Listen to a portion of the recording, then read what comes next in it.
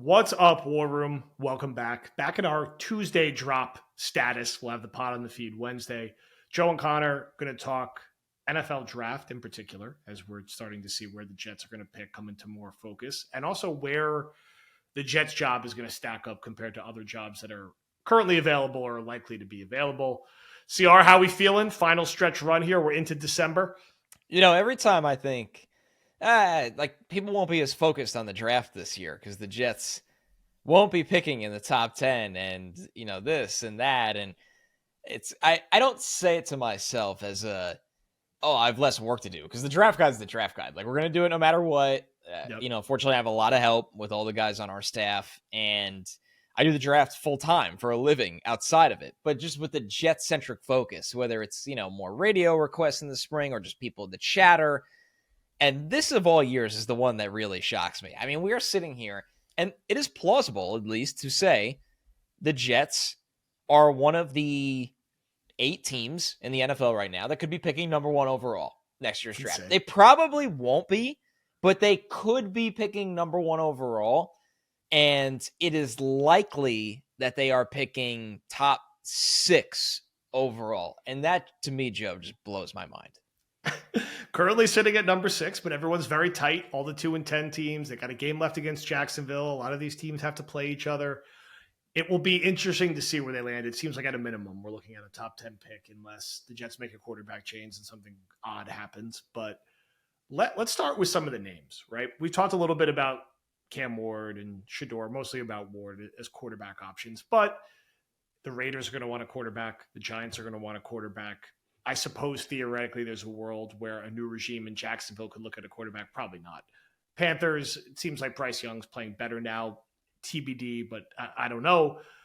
Let's talk about some of the other names that could be bouncing around and, the realities of who you could be looking at and not be looking at if you're picking 3rd or picking 9th. I know in the Discord and the Badlands group chat, there's some Madman Graham chatter going already. Get excited about that. Neegs was texting me about getting draft season started now that we're officially out of the playoffs. So that would be a name that gets discussed. Milroe seems to be getting thrown around, and that seems to throw around a wide range of opinions. There was a graphic going around before the Alabama-Auburn game with a mock draft of the Jets taking him at 7, which from my very early look at the draft seems like that would be way too high. But what the hell do I know? It's too early. But what are the names? What are we looking at here? It seems like the early chatter is like, this is a better year to want or need defense early. And the Jets need defense, actually. So, right. But what is this going to look like in the early picks? And like, what is the range and the names Jet fans should keep in mind? So the one mock draft I've written for NBC Sports, which is pretty recent, I dropped it November 20th. The Jets were picking 7th when I wrote that. And I had them taking Mason Graham. And in that scenario, Cam Ward and Shador Sanders, the 2 top quarterbacks, went in the top 4 picks. And will that definitely happen when all said and done? Not necessarily. Shador's process is going to be really interesting because Dion is going to be very, involved and vocal, and I'm sure there's places they don't want him going, and on and on and on. Cam Ward, I actually like a little better. But we'll see, where that lands. But the point is, when I wrote this, I believe that if the Jets are picking 7th or 6th, which they are right now, the 2 quarterbacks will be ahead of them. And then there is a gap. The rest of the guys really got to sit, whether that's a Jalen Milroe from Alabama, Carson Beck from Georgia, which, by the way, I don't like these guys. I'm not projecting as top 10 picks. I'm just saying the next quarterbacks. Quinn Ewers, these guys aren't the answer at 6th overall. I had them taking Mason Graham at 7th overall. And what I had written was that they're going to need, they're going to be looking for a new general manager. They have the Aaron Rodgers decision. He most likely won't be back. You're probably, if you're really honest about it, you probably just eat the $49 million in dead money all next year. I mean, why kick a lot of it into 2026? Take your medicine now. Take your medicine now. And it's not your fault if you're the new GM. You're sitting there going, hey, I got $49 million for Aaron Rodgers who's not here. What do you want me to do?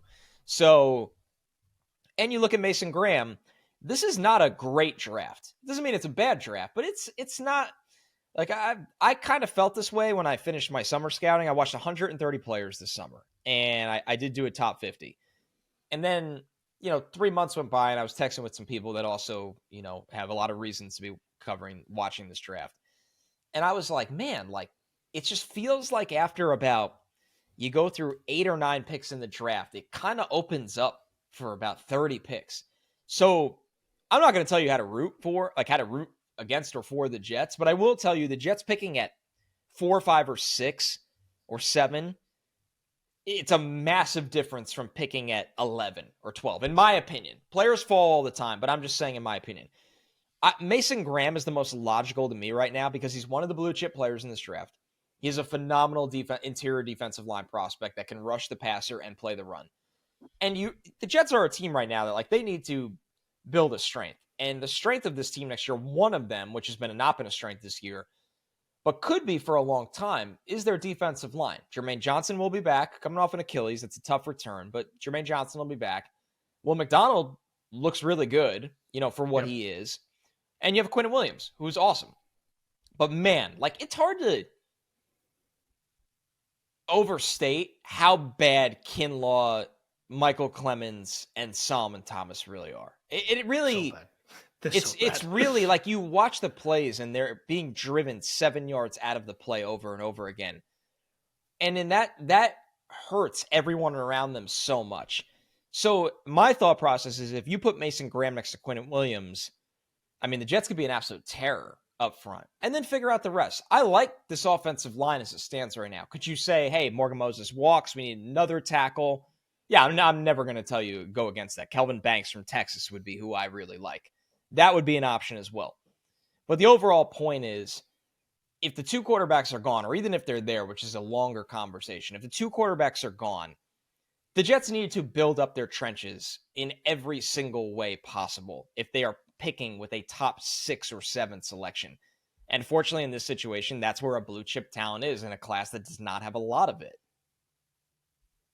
It's, it feels like it's a quarterback or trench conversation. We're not going to be talking about corner. We're not going to be talking about wide receiver. I'm very interested in them addressing tight end, and maybe that's something if they're like in the 10 to 20 range. Oh, yeah.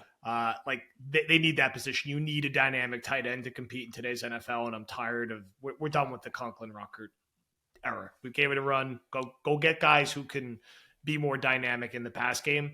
Look at all the teams who are good and winning in the NFL and how dynamic they are at tight end.